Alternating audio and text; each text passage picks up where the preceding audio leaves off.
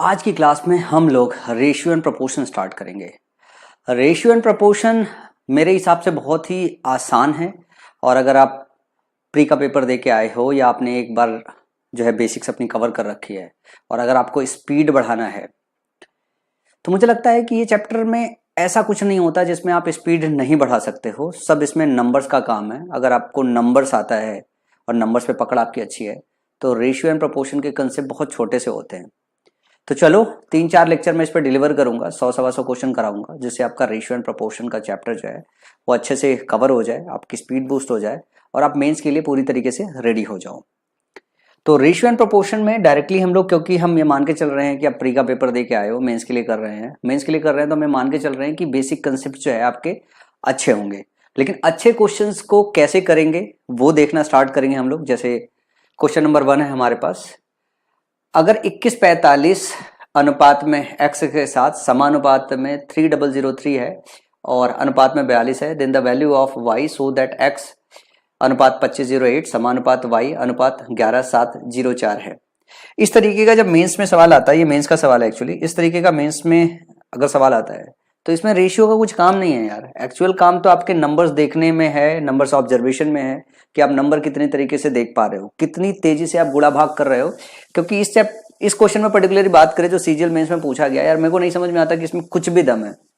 क्या दिया हुआ है, क्या इस चीज को आपको लिखने नहीं आता?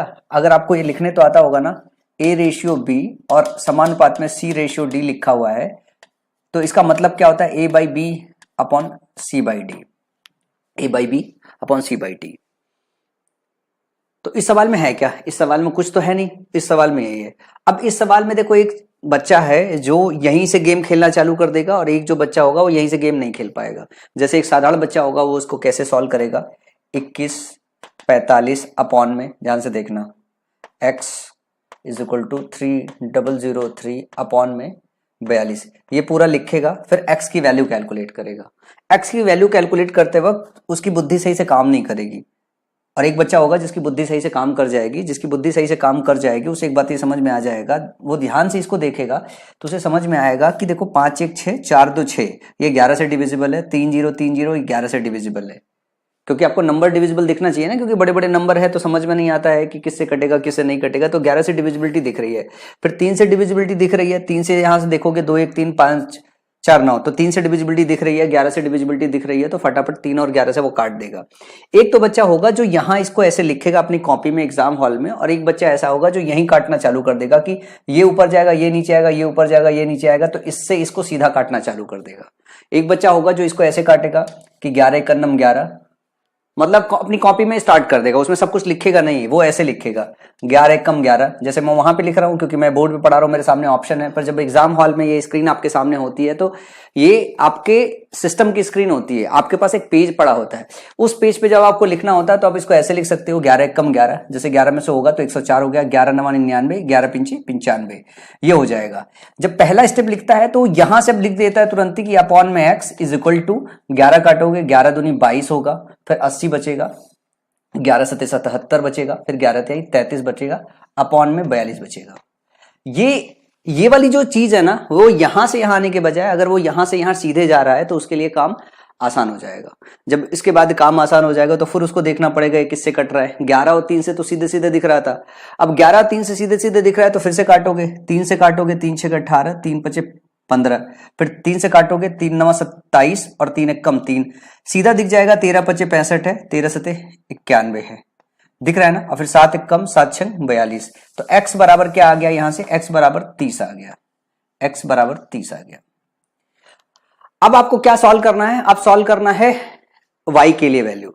अब फिर सेम वही काम है, y की वैल्यू जब आपको सॉल्व करनी है तो y की वैल्यू, एक बच्चा क्या होगा, एक बच्चा फिर से ऐसे लिखेगा, x अपॉन x निकाल लिया है तो सीधा लिखना, थोड़ा दिमाग तो लगाएगा क्योंकि मेंस में पहुंचा है, तो 2508 लिखेगा, एक बच्चा लिखेगा ना 2508, और एक बच्चा फिर उसके बाद लिखेगा y अपॉन में साथ में 11704, ये लिखेगा। एक बच्चा ऐसा होगा जो यहाँ पे उसको भी दिखेगा कि 8 5 13 और 2 घटाए तो 11, 11 से डिविजिबल है, इधर देखेगा तो 7 7 1 8 4 12 -1, ये भी 11 होगा, ये 11 से दोनों डिविजिबल दिखाई दे रहे हैं, तो 11 से सीधा काटना चालू कर देगा। तो ये स्टेप लिखने के बजाय वो पता है कौन सा स्टेप लिखेगा, वो लिखेगा x की वैल्यू 30 है और नीचे में जो आ रही है वो 11 से डिविजिबल वैल्यू आ रही है, 11 दूनी 22 आ रही है, और फिर से आपके पास 30 होगा, 11 दूनी 22 और 11 8 88, वो इसको ऐसे सीधे लिखेगा।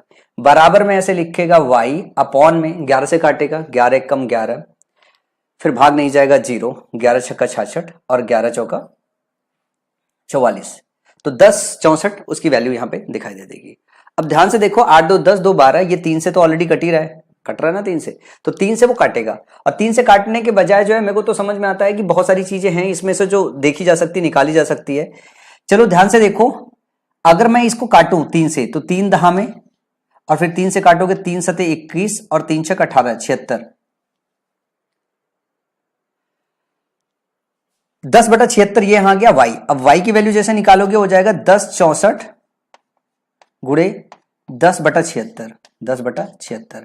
तो मेरे को जो समझ में आ रहा है कि ये कहीं ना कहीं एक दूसरे से कट जाएगा और एक 0 एंड में बचे रहेगा, इंटीजर में आएगा, क्योंकि नीचे 5 नहीं है तो 5 तो कटेगा नहीं, इसका मतलब 0 कहीं जाएगा नहीं, 0 कहीं जाएगा नहीं, तो इसके आगे सॉल्व करने के बजाय ऑप्शन नंबर सी पे टिक कर सकते हो। इसको काटोगे 14 बार जाएगा, इसको काटोगे तो 14 बार जाएगा, तो 140 जवाब आ जाएगा, ऑप्शन नंबर सी हो जाएगा। अब ये दिमाग वाली बात है कि कौन से प्रोसेस से जा रहे हो, कितना आपने प्रैक्टिस कर रखा, क्योंकि सवाल में कंसेप्चुअली तो कोई दम नहीं है, इसमें कैलकुलेशन ही है कि कैलकुलेशन में आप किस तरीके से प्रैक्टिस करके गए हो। बहुत मुश्किल हो पाता है ये कॉन्सेंट्रेट कर पाना कि आप यहां से यहां ऊपर ऊपर से काट दो, यहां नीचे नीचे से काट दो। ये जो दिमाग में कैलकुलेशन करना होता है इस पे आपको अभ्यस्त होना पड़ता है, बहुत ज्यादा अभ्यस्त होना पड़ता है, तब जाके इस तरीके के सवालों में आप समय बचा पाते हो। 2 बार देके, बड़ा डेटा देके सिर्फ आपका समय वेस्ट कराया जा रहा था, और उसमें से अगर आप घर पे अच्छी प्रैक्टिस कर रखी है तो ये आपके लिए बहुत आसान हो जाएगा। अगला सवाल दिया हुआ, in a class there are Z student, out of them X are boys, what part of the class is composed of girls. देखो टोटल जो है आपके पास Z स्टूडेंट है, ये भी मेंस का ही क्वेश्चन है और इससे ज्यादा वाहियात कोई क्वेश्चन नहीं हो सकता था। Z स्टूडेंट है, क्या बोल रहा है कि X लड़के हैं तो लड़कियां कितनी होंगी, गर्ल्स जो है इतनी हो जाएंगी। टोटल Z है तो लड़कियां कितनी हो जाएगी, लड़कियां Z माइनस X हो जाएगी। पूछ रहा है कितना पार्ट कंपोज्ड है, जब पार्ट निकालते हो तो टोटल का निकालते हो तो अपॉन में Z कर दोगे, तो ये हो जाएगा 1 माइनस X अपॉन Z। इस सवाल में कोई दम नहीं था पर यह भी सवाल पूछा गया था, ऑप्शन नंबर सी हो जाएगा। अगले सवाल की तरफ मूव करते हैं। अगला सवाल देखना जरा, पूछ रहा है in a ratio which is equal to 7-8, if the antecedent is 35 then the consequent is. एक अनुपात जो 7-8 के बराबर है, यदि पूर्ववर्ती 35 है तो परिवर्ती क्या होगा। इस सवाल में कोई दम नहीं था, अब सिर्फ आपको पूर्ववर्ती और परिवर्ती की जानकारी होना चाहिए।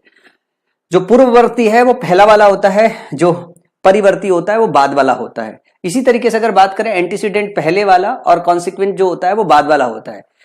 तो पहला अगर 35 है पर रेशियो में इसकी वैल्यू 7 है, तो 7 की वैल्यू 35 है तो 1 की वैल्यू कितनी हो जाएगी, 1 की वैल्यू 5 हो जाएगी, 8 की वैल्यू कितनी हो जाएगी, 40 हो जाएगी। बस इतना छोटा सा सवाल था जो कि ऑप्शन नंबर डी होगा। जो मेंस के पेपर में आपके सवाल आते हैं वो 2 तरीके के आते हैं। एक तो होता है जो कंसेप्ट वाइज होता है, जो चेक किया जाता है। दूसरा जो क्वेश्चन होता है वो कैलकुलेशन वाइज चेक किया जाता है कि कैलकुलेशन में फंसाया जाता है। और एक बार ऐसा होता है जो भाषा बेस्ड होता है, भाषा बेस्ड होता है, मेंस में आता है। जिस सवाल में कोई दम नहीं होता है वो भाषा बेस्ड होगा। आप बोलोगे सर अभी तो आपने पहला कि 2 तरीके का सवाल आता है, पर बता तो आपने 3 तरीके दिया। भावनाओं को समझो यार, मतलब एक तो कंसेप्ट का आएगा, ठीक है ना, जिसमें वो चेक किया जाएगा कि आपको मैथ्स के कंसेप्ट आते कि नहीं। दूसरे में कंसेप्ट के साथ साथ कैलकुलेशन चेक किया जाएगा जिसमें टाइम वेस्ट कराया जाता है। फिर एक भाषा वाला आता है। ये भाषा वाला सवाल है कि बहुत सारे ऐसे टर्म होते हैं मैथ्स के जो हम नहीं जानते हैं, और अगर हम टर्म नहीं जानते हैं और वो एग्जाम में क्वेश्चन आ गया तो भले वो 0 सेकंड का क्वेश्चन है पर वो हमारे लिए तो बवाल हो गया ना, क्योंकि हमको उसकी बेसिक डेफिनेशन ही नहीं पता है। तो आपको पूर्ववर्ती और परिवर्ती पता होना चाहिए। जैसे रेशियो में ही क्या होता है, रेशियो में अगर आप ध्यान से देखो तो मान लो ABC अगर हम बोल दें ABC, ये 3 नंबर्स हैं और 3 नंबर्स में एक मीन प्रोपोर्शन होता है, एक थर्ड प्रोपोर्शन होता है, और एक और टर्म आता है कि हमारे पास 4 नंबर हो ABCD और चौथा प्रोपोर्शन हो। तो ये जो B होता है ये मीन प्रोपोर्शन कहते हैं, जो तीसरा नंबर होता है वो थर्ड प्रोपोर्शन करते हैं, जो चौथा नंबर होता है वो फोर्थ प्रोपोर्शन होता है। तो इन सब चीजों की अगर नॉलेज नहीं है, जानकारी नहीं है, तो पेपर में जाओगे तो फंसोगे। इस पे भी सवाल आएगा तो इसको और डिटेल में करेंगे अभी, ठीक है ना। ये सब बेसिक्स में आपको पढ़ाया गया होगा जिस भी शिक्षक से आपने पढ़ रखा है, क्योंकि मेंस आप मेरे से पढ़ रहे हो तो मैं मान के चल रहा हूं किसी ने आपको पढ़ा रखा होगा। फिर आया है question, the sub duplicate ratio of 16 x के पावर 4 अनुपात में 625 y पावर 6 इज। आपको कंसेप्ट पता होना चाहिए डुप्लीकेट रेशियो का और सब डुप्लीकेट का। इस क्वेश्चन में कोई दम नहीं है, लेकिन डेफिनेशन जो भाषा बेस्ड है वो ये है, डुप्लीकेट रेशियो का क्या मतलब होता है, डुप्लीकेट रेशियो और सब डुप्लीकेट रेशियो। सब डुप्लीकेट रेशियो सिर्फ ये जानकारी में होना चाहिए आपके पास, रेशियो लिखना था ना। सब डुप्लीकेट रेशियो, इनकी डेफिनेशन आपको पता होना चाहिए। अगर डुप्लीकेट रेशियो की बात करें हम, तो डुप्लीकेट रेशियो का मतलब ये हो गया, मान लो मेरे पास एक दिया हुआ है, एक रेशियो ए रेशियो बी। अगर इसका मतलब मेरे को डुप्लीकेट रेशियो निकालना हो तो मेरे को क्या करना पड़ेगा, ए स्क्वायर बी स्क्वायर करना पड़ेगा। अगर इसका जो है हमको सब डुप्लीकेट रेशियो निकालना है तो इसको हमको करना पड़ता है अंडर रूट लेना पड़ता है। यहां पे आपको क्या काम करना है, सब डुप्लीकेट रेशियो निकालना है, जो कि दिया हुआ ये। तो सब डुप्लीकेट रेशियो जो है इसका निकालोगे कैसे, इसका अंडर रूट लोगे, दोनों का अंडर रूट लोगे, दोनों का अंडर रूट लोगे तो इसका अंडर रूट 4x स्क्वायर हो जाएगा और इसका अंडर रूट हो जाएगा 25y क्यूब हो जाएगा। तो सवाल का सही ऑप्शन क्या हो जाएगा, 4x square 25y cube, option number A. अब ये भी भाषा बेस्ड है, टर्म बेस्ड है कि आपको टर्म्स की जानकारी है या टर्म्स की जानकारी नहीं है। इसके बाद अगला सवाल है, ए बी का रेशियो दिया हुआ है, बी सी का रेशियो दिया है, डी सी का रेशियो दिया हुआ है, ए बी सी डी का रेशियो आपसे पूछा है। ये रेशियो मर्ज करने के लिए पूछा गया है। जब आपको बेसिक पढ़ाई जाती है तो सबसे पहले रेशियो मर्ज करना सिखाया जाता है। अब क्या आप यहां पे ए बी रेशियो देख पा रहे हो कि ये 3 नीचे से 3 से कट जाएगा, ये 2-3 का अनुपात दिया हुआ, क्या दिख रहा है, दिखना चाहिए। अगर नहीं दिख रहा है तब दिक्कत है। यहां से देखोगे तो 7 दूना 14 हो जाएगा, ये 4-5 का रेशियो दिया हुआ है। यहां क्या दिख रहा है कि 5 दूना 10 हो गया, ये 7-6 का रेशियो दिया हुआ है, क्या दिख रहा है। और एक और चीज ध्यान से देखना है, ये ए रेशियो बी दिया हुआ है, ये बी रेशियो सी दिया हुआ है, लेकिन ये डी सी रेशियो दिया हुआ है। क्या दिया हुआ है, डी सी रेशियो दिया है, सी डी मतलब सीक्वेंस में नहीं दिया, उल्टा कर दिया है। खेला कहां पे है, यहां पे। आपको यहां तक तो भ्रमित किया गया है कि चलो ये तो निकाल लेंगे, बहुत ब्रिलियंट है, लेकिन जल्दबाजी में क्या होता है, एग्जाम में ये गड़बड़ी हो जाती है, ये हम ध्यान से देख नहीं पाते। अगर आपके पास ये चीज दिया हुआ है कि A ratio B ratio C ratio D, A B का रेशियो क्या दिया हुआ है, ध्यान से देखना, ए बी का जो रेशियो दिया हुआ है वो 2 रेशियो 3 दिया हुआ है। बीसी की रेशियो की बात करिए 4 रेशियो 3 दिया हुआ है, लेकिन जरा ध्यान से देखिए डी सी रेशियो दिया हुआ है। पहला डी है दूसरा सी है, तो हम इसको पलट लेते हैं, सी अगर डी करे तो 6-7 रेशियो हो जाएगा। अब देखो इस रेशियो को मर्ज करने का एक तरीका सिखाया गया था कि यहां जो जो खाली हो आप भर लो। जैसे मान लो हमने ये डिसाइड कर लिया, मैं इसे भर लेता हूं, 3 3 और 3, जो खाली है इधर वाला एक्सटेंड कर लेते हैं, इधर वाला ये इधर वाला, ये इधर और एक्सटेंड कर लेते हैं, 6 एक्सटेंड कर लेते हैं, फिर इसका मल्टीप्लाई कर देते हैं, इसका मल्टीप्लाई कर लेते हैं, इसका मल्टीप्लाई कर लेते हैं, इसका मल्टीप्लाई कर लेते हैं, हमारा काम हो जाता है। इसमें एक चीज और ध्यान रखते हैं हम कि जो कुछ अगर कट रहा होता है तो हम काट भी लेते हैं, जो कुछ अगर हम कट रहा होता है तो हम काट भी लेते हैं। ये 4 रेशियो 3 नहीं था, ये 4 रेशियो 5 है, ये 4 रेशियो 5 है, तभी मैं कहूं ये 4 रेशियो 5 है। ध्यान से देखना, ये क्योंकि मैं पेन ऐसा लिख रहा हूं तो वो 4 रेशियो 3 लिख के आए, ये 4 रेशियो 5 है और ये जो आएगा आपका 6 रेशियो 7 है, 6 रेशियो 7 है। एक बच्चा ये होगा जो मतलब वो सब लिखेगा विखेगा नहीं, टाइम वेस्ट नहीं करेगा, गुणा कर देगा। कैसे गुणा करेगा, देखो 2 चौका 8, 8 छंग 48, तो ए का जो ऑप्शन आएगा 48 वो यूं गुणा करेगा, बी का गुणा करेगा यूं गुणा करेगा, 4 3 12, 12 छंग 72, और जब सी की बात आएगी तो यूं गुणा करेगा, 5 ते 15, 15 छक्का 90, और जब डी की बात आएगी वो यूं गुणा करेगा, 5 ते 15, 15 सत्ते 105, ये ऐसे गुणा करेगा, ये रेशियो आ जाएगा। जरा ध्यान से देखो, इसमें कुछ ना कुछ तो कॉमन है सभी में, 3 मेरे को दिखाई दे रहा है, 3 सीधे सीधे कॉमन है, 3 कॉमन है, तो 16 3 48, ठीक है ना, और 3 दूना 6, 3 चौका 12, 30 हो गया, और ये हो गया 35। तो 16, 24, 30 और 35 का रेशियो जो है ऑप्शन नंबर बी में दिया हुआ है। एक बच्चा ये होगा जिसको बेसिक सिखाई गई थी, कैसे बेसिक सिखाई गई थी कि हम रेशियो को मर्ज करने के लिए क्या काम करेंगे, इस 3 को बढ़ा लेंगे जो कुछ नहीं है, तो इस 5 को इधर बढ़ा लेंगे, इस 4 को इधर बढ़ा लेंगे, इस 6 को इधर बढ़ा लेंगे, फिर इसको ऐसे गुणा करेंगे, ऐसे गुणा करेंगे, ऐसे गुणा करेंगे, ऐसे गुणा करेंगे, ऐसे गुणा करेंगे। तो जब शुरुआत में आपको रेशियो जो है सिखाई जाती है कि रेशियो मर्ज कैसे करते हैं, तो ये रेशियो मर्ज करने का तरीका होता है। लेकिन अगर आपने रेशियो मर्ज करने के तरीके को अच्छे से सीख लिया है, तब आपको पता होना चाहिए रेशियो मर्ज ऐसे सीधे कर सकते हैं, मतलब आपको ऐसे पूरा लिखने की जरूरत नहीं है। आप कैसे आ सकते हो, ध्यान से देखो, यहां से स्टार्ट करोगे आप ऐसे आ सकते हो, जब ऐसे आओगे तो ये क्या आएगी, ये आ जाएगी ये वैल्यू। ध्यान से देखते रहना, जब इसको मर्ज करोगे बी वाले ऑप्शन को, तो ये यहां से आएगा, ये यहां से आएगा, यहां से आके फिर यहां को आएगा।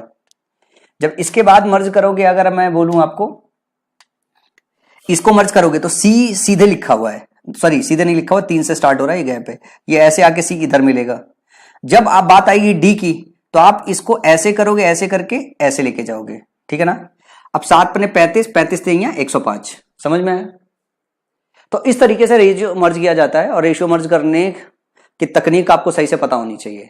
बार बार आप ये लिखोगे 3 3, 5 5, 6 6, 4 4, तो समय बहुत खराब होता है। मेंस में असली लड़ाई टाइम से जीती जाती है।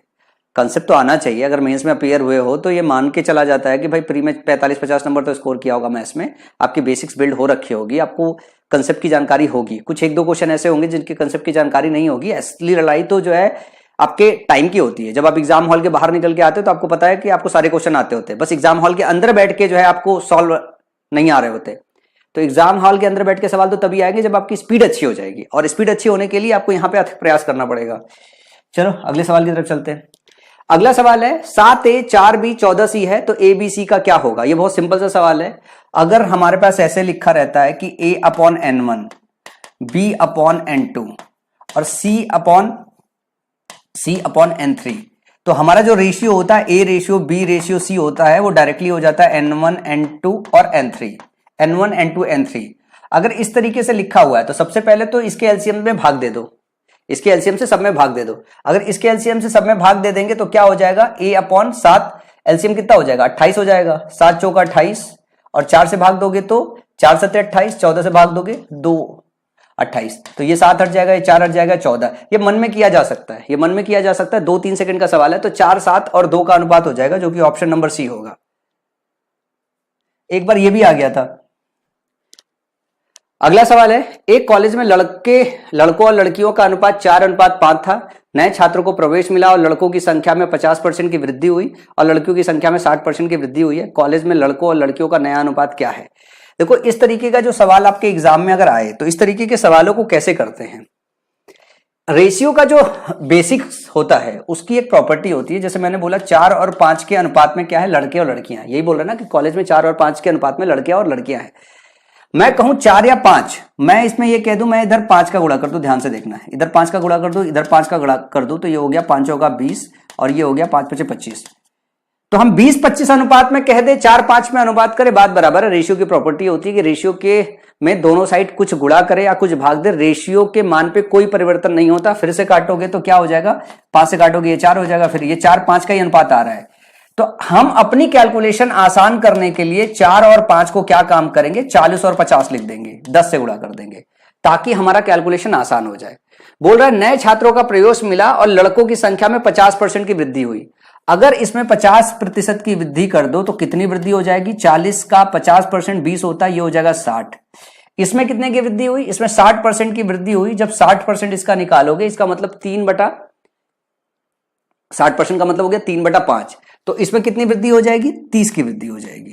जब 30 की वृद्धि हो जाएगी तो कितना हो जाएगा, 80 हो जाएगा। तो नया अनुपात क्या हो जाएगा, 60 और 80 का हो जाएगा, और 3 और 4 का अनुपात फिर से आ जाएगा। कितना आ जाएगा, 3 और 4 का अनुपात, 4-5 का था, 4-5 से कन्वर्ट होके क्या हो गया, 3 और 4 का अनुपात आ गया, जो कि ऑप्शन नंबर बी में दिया हुआ है। ये इतना ही आसान क्वेश्चन था। चलो आगे चलते हैं।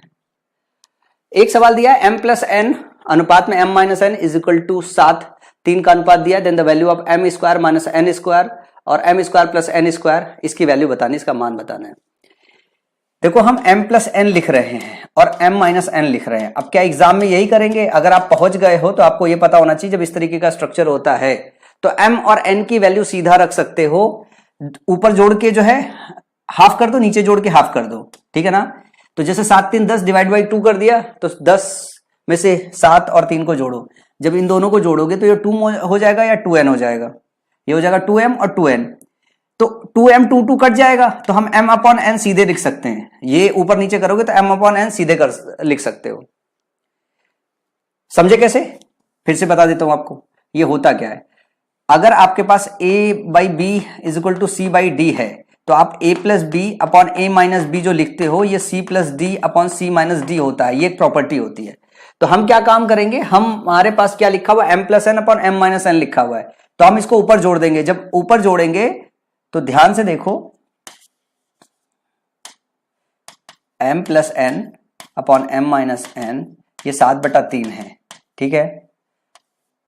तो ये हो जाएगा m plus N plus m minus N upon में m plus N minus m plus N is equal to 7 plus 3 upon 7 minus 3। तो हमने क्या हुआ, ये काट लिया, ऊपर 2m बचा, यहां नीचे काटा तो ध्यान से देखो mm कट गया, 2n बचा, तो इधर m अपॉन n बच गया, इधर क्या होगा 7 3 10 और बटे में 4 हुआ।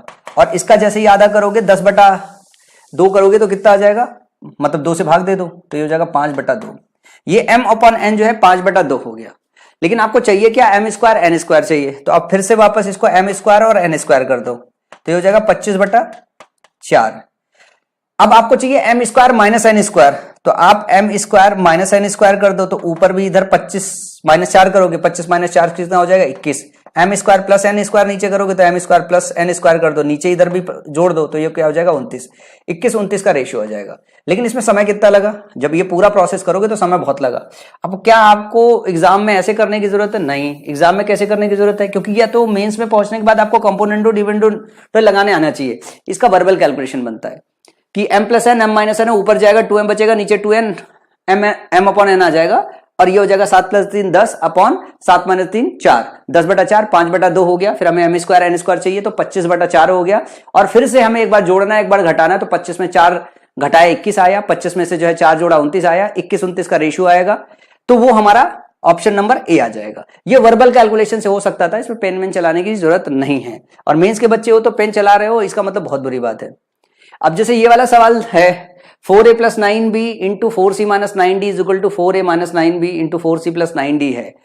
अब इस सवाल को अगर करना हो तो मैं आपसे पूछूं कि इसको करके बताओ कैसे करोगे। तो आप ध्यान से देखो, ये प्लस में है, ये माइनस में है।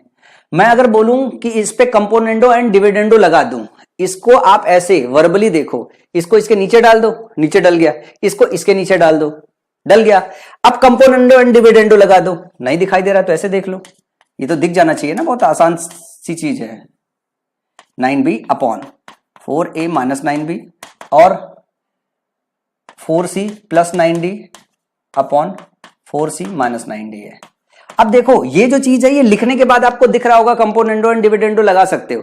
क्या ऐसे नहीं दिख रहा है कंपोनेंडो एंड डिविडेंडो लगा सकते हो? अगर ऐसे अगर आपको दिख रहा है कि नहीं आपको कंपोनेंडो एंड डिविडेंडो लगाना है, तो इसका मतलब ऊपर 4a हो गया, नीचे 9b हो गया, तो इधर से 4c हो गया, 9d हो गया, 4 साइड से कट जाएगा, 9 साइड से कट देगा, तो आपके पास क्या आ जाएगा, आपके पास ए बी का अनुपात जो सी डी के अनुपात के बराबर आ जाएगा, जो कि ऑप्शन नंबर ए में दिया हुआ है। तो ये तो वर्बल कैलकुलेशन हो सकता है। अब जैसे इसको करोगे, ऊपर जैसे जोड़ोगे तो क्या हो जाएगा, ऊपर 8 हो जाएगा, नीचे क्या होगा 9b आपके पास 18 हो जाएगा। इसी तरीके से ध्यान से देखोगे तो इधर 8c हो जाएगा, इधर जो है 18d हो जाएगा, या 8 से कट जाएगा, 18 से कट जाएगा। अगर सिर्फ इधर देखते तो 2 से भाग चला जाता, 4/9 हो जाता, इधर 4/9 हो जाता, तो a अपॉन बी जो है c अपॉन डी के बराबर आ जाता, a upon B C upon D के बराबर हो जाता, या a ratio B C ratio D के बराबर हो जाता। ये बहुत ही मजाक वाला सवाल था, इस सवाल में कोई दम नहीं था। अगला सवाल है, एक कंसेप्ट है जो आपके मेंस में एक बार पूछ दिया गया था कि a by B is equal to C by D is equal to E by F है, तो इसमें से क्या सही होगा, ये क्या सही होगा कि ये सब है तो प्रत्येक किसके बराबर है, कि ये सब किसके बराबर होगा।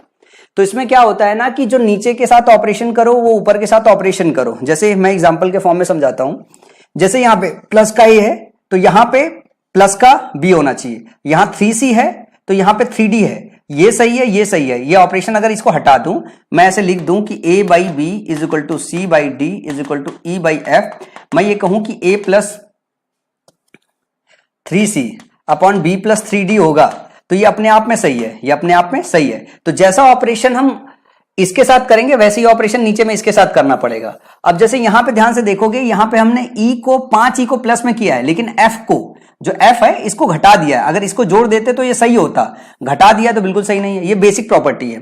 यहां पे देखो ए बी का जो है वो साथ सही है, लेकिन सी डी की बात करें तो नीचे प्लस ऊपर माइनस है, और ई एफ का तो है ही नहीं है, तो ये ऑप्शन नहीं हो सकता। यहां पे ए बी में अगर देखें तो ए में 3 का मल्टीप्लाई किया गया है, बी में नहीं किया गया तो कट गया। लेकिन जरा डी ऑप्शन जरा ध्यान से देखो, ए और बी में 1 1 प्लस प्लस, सी और डी में 3 3 प्लस प्लस, ई और एफ में 5 5 का गुणा किया है, दोनों माइनस है, तो सही क्या होगा, सही ऑप्शन ऑप्शन नंबर डी होगा। ये बिल्कुल बेसिक प्रॉपर्टी है आपकी रेशियो की। सीधा फॉर्मूला उठा के पूछ दिया गया है। अगला सवाल दिया गया है, एक आपको ट्रायंगल का छोटा सा कंसेप्ट मिक्स किया गया है और दिया गया है s माइनस ए अनुपात में s माइनस बी है, अनुपात में s माइनस सी है, 11, 9, 5 है। तो पूछ रहा है where is s semi perimeter है, एबीसी है, तो find the ratio of A ratio B ratio C. अगर मैं इसको ऐसे देखूं तो मैं अगर मान लूं कि s माइनस ए 11 के बराबर है, s माइनस बी 9 के बराबर है, s माइनस सी 5 के बराबर है, तो मैं यूं कह सकता हूं अगर मैं तीनों को जोड़ दूं, मैं इन तीनों को जोड़ दूं, अभी जो प्रॉपर्टी पढ़ के आए हैं उस प्रॉपर्टी का इस्तेमाल कर ले, अगर मैं तीनों को जोड़ दूं तो s s s 3 बार जुड़ेगा तो 3s हो जाएगा माइनस में a plus B plus c हो जाएगा, a plus B plus c हो जाएगा। और अगर इधर पे ध्यान में देखें तो 11, 9, 20, 5, 25 के बराबर हो जाएगा। क्या हो जाएगा? 25 के बराबर हो जाएगा।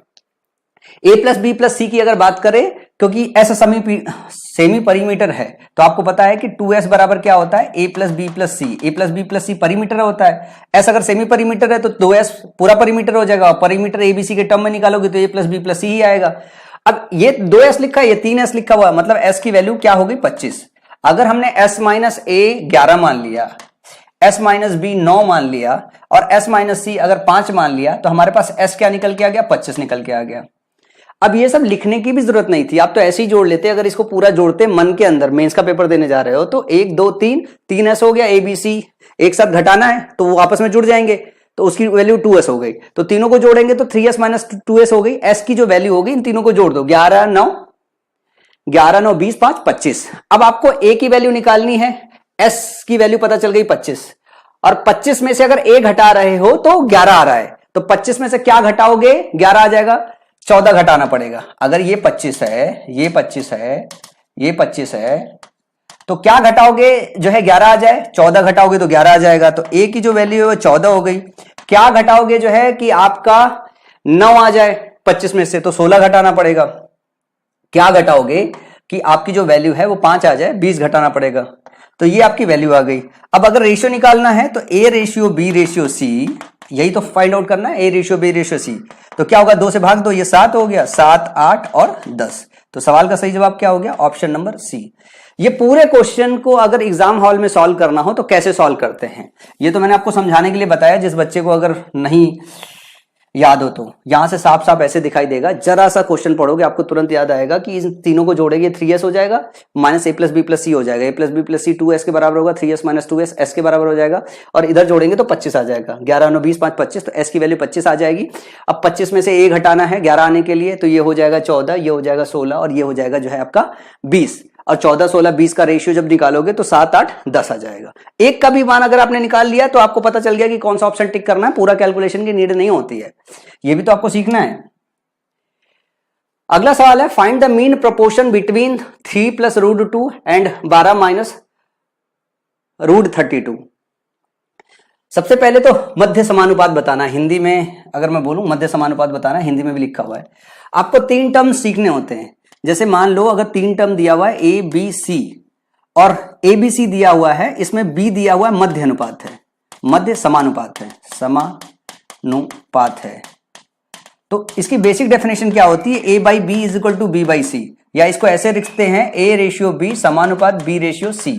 इसको ऐसे कन्वर्ट करके ऐसे लाते हैं, या b square is equal to a c लिखते हैं, या बी बराबर अंडर रूट ए सी लिखते हैं अगर हम मीन प्रोपोर्शन की बात करते हैं। ये अगर फॉर्मूला आपको पता है तो आप डायरेक्टली क्या काम करोगे? इन दोनों का गुणा करोगे। जैसे इन दोनों को गुणा करोगे तो 12 3 36 हो गया, प्लस 12 रूट 2 हो गया। इसमें से आधा ज्यादा तो मन में कैलकुलेशन हो जाएगा।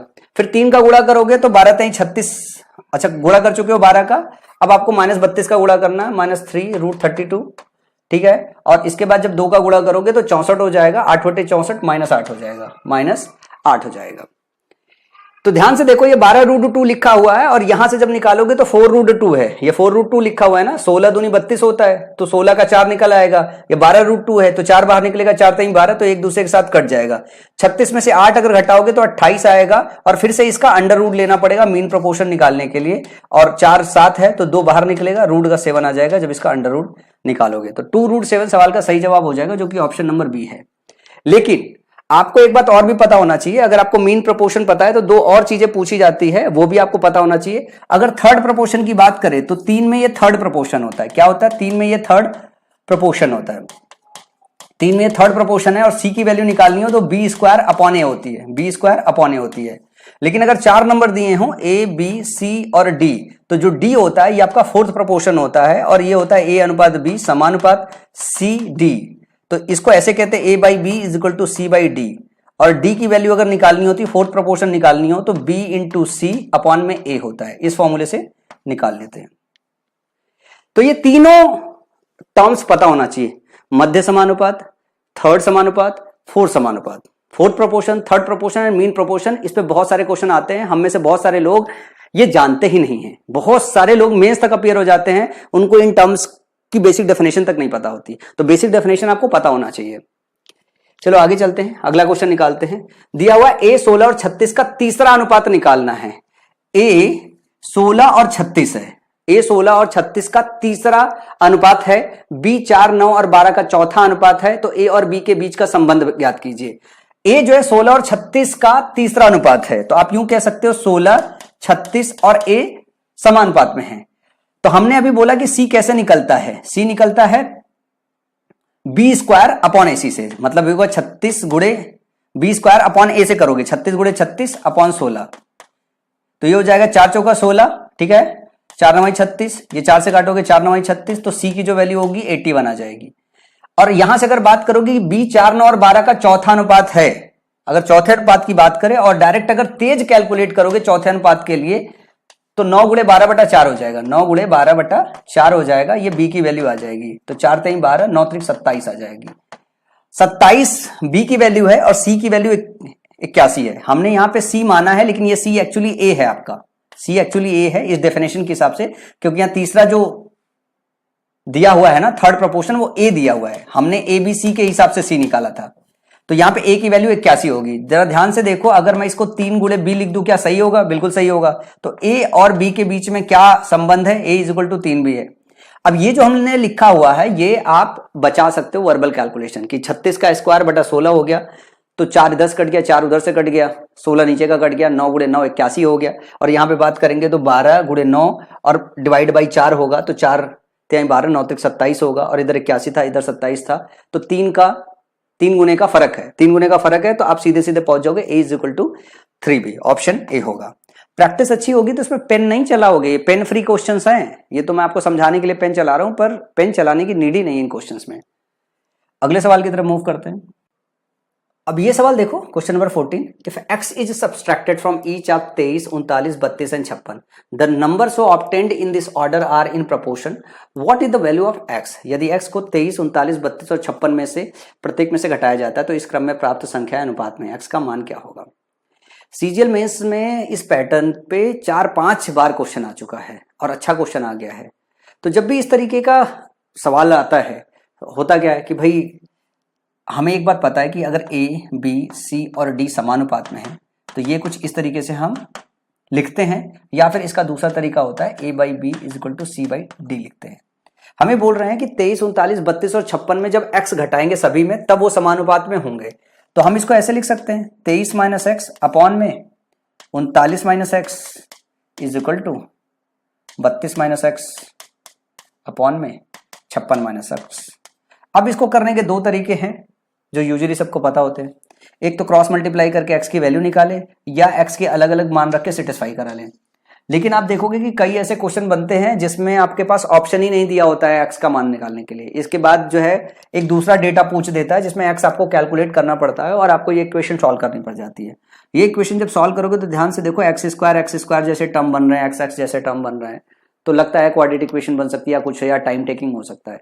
तो इस तरीके के क्वेश्चंस को जल्दी सॉल्व करने के लिए एक यूनिक तरीका है जो मैं आपको बता देता हूं। इस तरीके के क्वेश्चन को सॉल्व करने के लिए आप ऐसे समझ लो कि आपको क्या काम करना है कि a में से जो है c को घटाना है। अगर मैं मान लूं a b c d, ये हमारे 4 नंबर दिए हुए हैं जिसमें से x को घटाना है, तो a में से सबसे पहले c को घटाओ, b में से d को घटाओ, और इन दोनों की पॉजिटिव लो, मतलब बड़े में से छोटा को घटाओ। ये मान लो कुछ x अपॉन y के बराबर आ गया, फिर x अपॉन y के बराबर आ गया, ये x माइनस वाई निकालो, इसके बीच का डिफरेंस निकालो, और ये डिफरेंस बराबर कर दो a माइनस बी के, a माइनस बी के डिफरेंस के बराबर कर दो। जब ये डिफरेंस बराबर करोगे तो क्या होगा, ये वाला जो रेशियो है कुछ बदल के x1 रेशियो y1 आ जाएगा। अब ध्यान से देखोगे कि x1 और a के बीच का जो डिफरेंस है और y1 और जो बीच के b के बीच का जो डिफरेंस है वही आपके सवाल का जवाब होता है, वही आपके x की वैल्यू होती है जो आपको जोड़ना या घटाना होता है। अब ये चीज जनरलाइज मेथड में कहना तो ऐसे है, लेकिन सवालों में इसको लगा के प्रैक्टिस करना तेजी से, वो सबसे इंपॉर्टेंट चीज है। जैसे मैंने बोला कि a से c को घटा दो, तो a से c को घटा दो, a से c को घटाओगे तो कितना आ जाएगा, a से c को घटाओगे 23 और 32 के बीच का जो डिफरेंस है वो कितना है 9, हमने घटा दिया। b से जो है d को घटा दो, 39-56 के बीच का जो डिफरेंस है वो है 17। मैंने बोला कि इनके बीच का डिफरेंस, हमने a और c घटा लिया, b और d घटा लिया, हमने बोला 9/17 मतलब x/y आया। इनके बीच का डिफरेंस निकालो, इनके बीच का डिफरेंस निकाला, हमारे पास क्या आया 8, 9 और 17 के बीच का डिफरेंस 8 आया। मैंने कहा a और b के बीच का डिफरेंस चेक करो, a और बीच का जो डिफरेंस है वो कितना है, a और b के बीच का जो डिफरेंस है वो 16 है। मैंने ये कहा कि इस 8 को इस 16 के बराबर कर लो। इसको बराबर करने के लिए आप यहाँ पे 2 का गुणा कर दो, यहाँ पे 2 का गुणा कर दो, तो ऊपर क्या हो जाएगा 9 दूनी 18 और 17 दूना 34। अब जरा ध्यान से देखो कि जब इसको घटाओगे तो इनके बीच का जो डिफरेंस है वो 16 आएगा। तो ये मान लो आपकी x1 y1 आ गई बराबर करके, और मैंने कहा कि इससे a के बीच का डिफरेंस देख लो, इसके a का बीच का डिफरेंस 5 है, इससे b का डिफरेंस देख लो, इसके बीच का डिफरेंस 5 है, ये हमेशा दोनों बराबर आएगा। और ये जो दोनों बराबर आता है यही नंबर जोड़ा या घटाने पे ये चारों संख्याएं समानुपात में हो जाती है। तो हमारे सवाल का जवाब क्या हो गया, ऑप्शन नंबर ए। देखो होता क्या है कि इसमें x = 5 रख के जब हम ये 23 - x अपॉन में करते हैं, 39 - x = 32 - x अपॉन में 56 - x, तो यहाँ पे x = 5, x = 10, x = 12 और x = 14 रख के सेटिस्फाई करके भी काम कर सकते थे, क्रॉस मल्टीप्लाई करके भी काम कर सकते थे। लेकिन ये ऑप्शन फेल हो जाता है तब जब इस तरीके का क्वेश्चन आ जाता है। क्वेश्चन आ जाता है कि 23, 39, 32, 56 जो है ये x घटाने के बाद क्या हो जाएंगे, समानुपात में हो जाएंगे। लेकिन हमको x+4 और 3x+1 का मध्य अनुपात बनाना, मीन प्रोपोर्शन बताना। जब इस तरीके का सवाल आ जाता है तब वो ऑप्शन काम ही नहीं करता है। जब ऑप्शन काम नहीं करता है तो वही तरीका जो मैंने अभी बताया। अच्छा, नंबर अभी यही था 23, 39, 32 और 56, तो x की वैल्यू तो हम अभी निकाल के आ रहे हैं कि x की वैल्यू क्या है 5, और x की वैल्यू अगर 5 है तो अगर हमें निकालना है इसका और इसका मीन प्रोपोर्शन, तो x+4 मतलब ये 9 हो जाएगा, 3x+1 ये 16 हो जाएगा। 16 और 9 का मीन प्रोपोर्शन क्या होगा, मीन प्रोपोर्शन जो होता है √AC होता है, मतलब पहला और थर्ड नंबर जो होता है उसका गुणा करके √ लाते हैं। तो ये 3 हो गया, ये 4 हो गया, मतलब 12 होगा इसका मीन प्रोपोर्शन। चलो अगला सवाल करो, सेम इसी पैटर्न पे डिफरेंट डेटा के साथ, जरा प्रैक्टिस हो जाए। 67, 86, 55 और 71 में से x जोड़ा जा रहा है, अब घटाया नहीं जोड़ा जा रहा है, और वो प्राप्त संख्याएं समानुपात में हो रही है, तो 3x - 9 और x-1 के बीच का मध्य अनुपात निकालिए। अब आपको तेज करना सीखना पड़ेगा। a और c का डिफरेंस लो, 67 और 55 का डिफरेंस जरा तेज लो, कितना हो गया 12 ले लो। 86 और 71 के बीच का जरा ध्यान से डिफरेंस लेना, 71 और 86 के बीच का डिफरेंस लोगे तो कितना हो जाएगा 15, कितना हो जा रहा है 15, तो ये हो गया 12/15। इनके बीच का डिफरेंस हो गया 3। 67 और 86 के बीच का डिफरेंस क्या हो जाएगा 19। इसको 19 बराबर करने के लिए क्या करोगे, इधर 3 जब 19 किससे गुणा करें, दिमाग लगाओगे तो 3 से काटोगे, ये 4 हो जाएगा, ये 5 हो जाएगा, और 4 और 5 के बीच का डिफरेंस अब क्या आ जाएगा 1। अब 19 का गुणा कर दो तो होगा 19 चौक 76, 19 पचे 95, तो 76 और 95 का रेशियो आ जाएगा। अब ध्यान से देखोगे कि 76 और 67 के बीच का कितना डिफरेंस है, 95 और 86 के बीच का कितना डिफरेंस है, यही तो देखना है ना, और क्या ही देखना है। इन दोनों के बीच का डिफरेंस देख लो, 95 और 86 के बीच का डिफरेंस कितना है 4, 5, 9, 76, 67 के बीच का डिफरेंस कितना है 9। तो आपकी x की जो वैल्यू है वो कितनी आ गई, x की वैल्यू 9 आ गई।